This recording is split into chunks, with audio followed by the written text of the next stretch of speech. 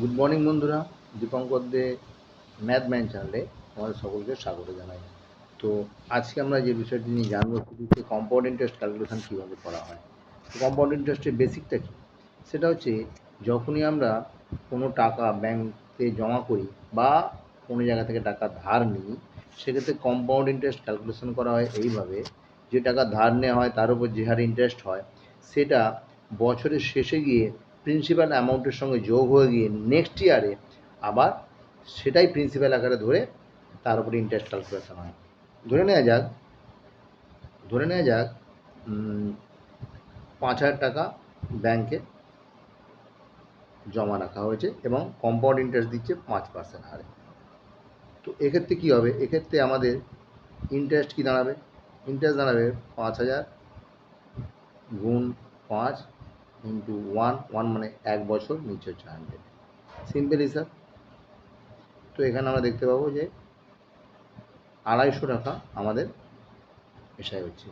এটা for the first year, প্রথম বছরের জন্য। সেকেন্ড ইয়ারের জন্য কী হবে? সেকেন্ড ইয়ারের জন্য ইন্টারেস্টটা তখন হয়ে যাবে কত? একটু ভালো করে আমরা বুঝি বিষয়টা। সেকেন্ড ইয়ারের জন্য ইন্টারেস্টটা, প্রিন্সিপালটা দাঁড়াবে কীভাবে দেখো। প্রিন্সিপালটা সেকেন্ড ইয়ারের জন্য হয়ে যাবে 5,000 প্লাস 250। তার মানে কত হলো? 5,250 টাকা। আর রেট অফ ইন্টারেস্ট কত দাঁড়াবে? ওই 5% রয়েছে, ঠিক আছে। আর সময়টা টাইম 1 ইয়ার হয়ে গেছে। তাহলে আমাদের আবার এসআইটা কত দাঁড়াবে? ওই 5,250 গুণ 5% মানে 5 হবে এখানটায়, আর বছরটা 1, নিচে হচ্ছে 100। এই শূন্য শূন্য কাটলো, 5 দুগুণে 10। তাহলে আমাদের এখানে ইন্টারেস্টটা কত দাঁড়াবে? দেখো ইন্টারেস্ট কত দাঁড়াবে? 525-এর নিচে কত আসবে? 2। 525-এর নিচে 2, তাহলে কত হবে?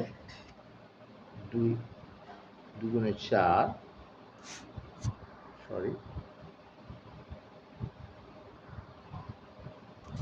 525 কত হবে? 2 দুগুণে 4, 2 6 12, 2 6 12, আর 2 দুগুণে 4, 50। তাহলে 262 টাকা 50 পয়সা আমার ইন্টারেস্ট দাঁড়াবে। তাহলে ইন্টারেস্টটা বাড়লো। তো এটাই হচ্ছে আমাদের কম্পাউন্ড ইন্টারেস্ট।